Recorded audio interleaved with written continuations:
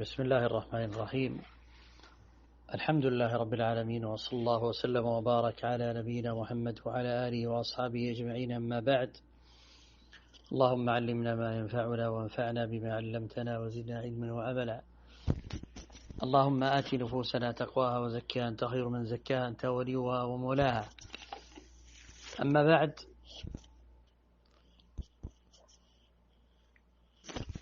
فإن الله عز وجل فضل هذا القرآن وقال: إنا نحن نزلنا الذكر وإنا له لحافظون. وقال النبي صلى الله عليه وسلم في الحديث الصحيح: خيركم من تعلم القرآن وعلمه. ويقول النبي صلى الله عليه وسلم كما في الصحيح أيضا، كما في الحديث الذي حسنه الألباني ورواه أبو داود عن أبي موسى رضي الله عنه قال: قال رسول الله صلى الله عليه وسلم: إن من إجلال الله إكرام ذي الشيبة المسلم، وحامل القرآن غير الغالي فيه والجافي عنه، وإكرام ذي السلطان المقسط.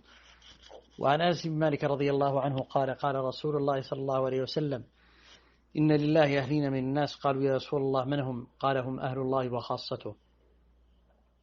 فالله جل وعلا يكرم عباده المؤمنين ويفضلهم وينزلهم منزلتهم العالية، فبحفظ القرآن وضبطه وإتقانه. وكما قال النبي صلى الله عليه وسلم: إن الله يرفع بهذا الكتاب أقواما ويضع بآخرين. ومما ينبغي أن يتذكره تالي القرآن وحافظه والمهتم به أن ينظر إلى هذا القرآن نظرة كبيرة، فينظر إلى هذا القرآن نظرة تدبر وتأمل، ونظرة بحث واستيعاب. وينبغي أن ننبه على أمور. الأمر الأول أن يقصد بذلك وجه الله عز وجل، لقول الله عز وجل: فمن كان يرجو لقاء ربه فليعمل صالحا ولا يشرك بعبادة ربه أحدا. وهذه الأمور أن تكون فليعمل عملا صالحا، أن يكون موافقا للسنة ولا يشرك بعبادة ربه أحدا. هذا هو الإخلاص. وعلامات الإخلاص استواء المدح والذم عند العامة، نسيان رؤية العمل في الأعمال، اقتضاء ثواب الأعمال في الآخرة.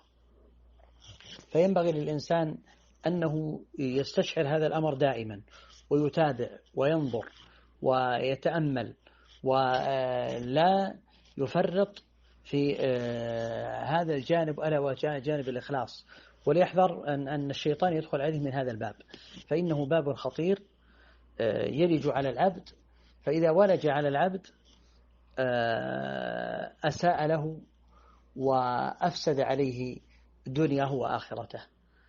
مما ينبغي له ألا يقصد به توصلا إلى غرض من أغراض الدنيا، من مال أو رئاسة أو وجاهة أو ارتفاع على أقرانه أو ثناء عند الناس أو صرف وجوه الناس إليه أو نحو ذلك، لقول النبي صلى الله عليه وسلم: من تعلم علما مما يبتغى به وجه الله تعالى لا يتعلمه إلا ليصيب به غرضا من الدنيا لم يجد عرف الجنة يوم القيامة. رواه أبو داود بإسناد صحيح. فالناس لن ينفعوا العبد، بل إن هذا من أسباب حبوط العمل. الأمر الآخر: الحذر كل الحذر من قصد التكثير بكثرة المشتغلين عليه والمختلفين عليه، فإنه إذا نظر إلى أن الناس فلان يأتيه وفلان يقال له الشيخ وغير ذلك من الأشياء، فإن هذه أمور خطيرة. أيضا مما ينبغي على الإنسان أن يتخلق بالمحاسن التي ورد الشرع بها والخصال الحميدة والشيم المرضية. فكل ما جاء في الكتاب وفي كتاب الله عز وجل من الأخلاق والأعمال من أوامر فإنه يمتثل بها، وكل ما نهى الله جل وعلا عنه فإنه ينتهي. فقول الله عز وجل: ألا لعنة الله على الكاذبين.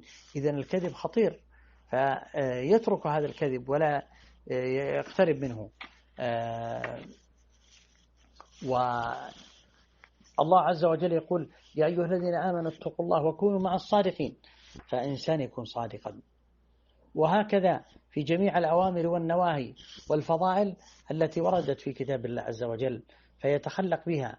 ولذلك ذكر أن الصحابة كانوا مصاحف تمشي على الأرض، كانوا مصاحف تمشي على الأرض، فكانوا رضي الله عنهم ورحمهم كانوا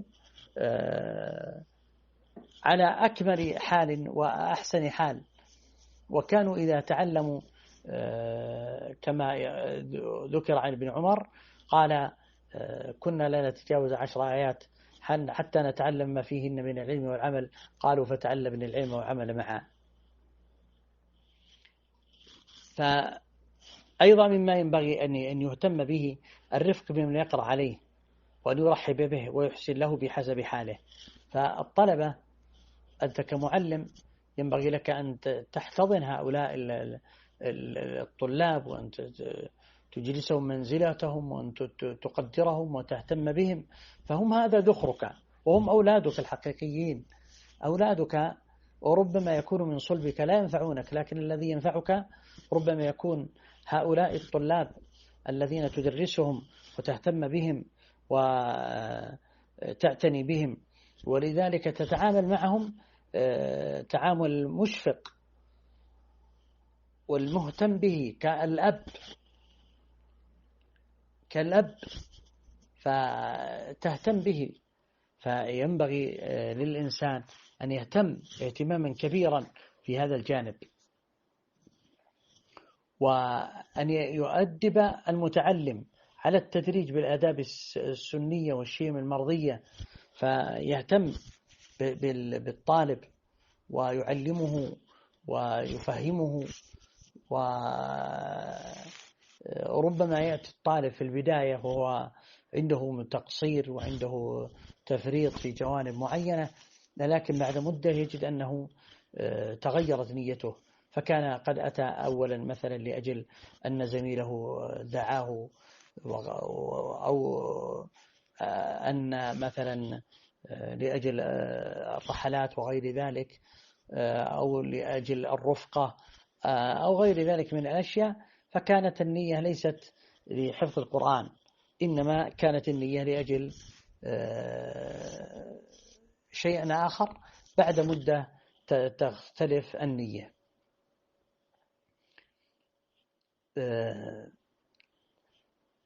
أيضا إذا جلس الطالب والمعلم، إذا جلسوا يقرؤون القرآن فيتأدبون بآداب القرآن، فيكون جلسة طالب العلم ويحرص عليها، وتكون جلسة بأدب، مع أن يحرص الإنسان على أن يكون ثوبه حسنا ويتطيب ويستاك، هذا هو الأفضل إن استطاع إلى ذلك سبيلا.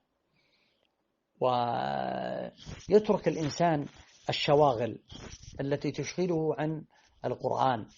ثم لو نظرنا إلى سير السلف رحمهم الله لوجدنا أن منهم من أقرأ 30 سنة أو 40 سنة أو 50 سنة وربما 60 سنة، كما ذكر عن إبراهيم الحربي أنه جلس 60 سنة يقرأ القرآن، وغير ذلك من العلماء.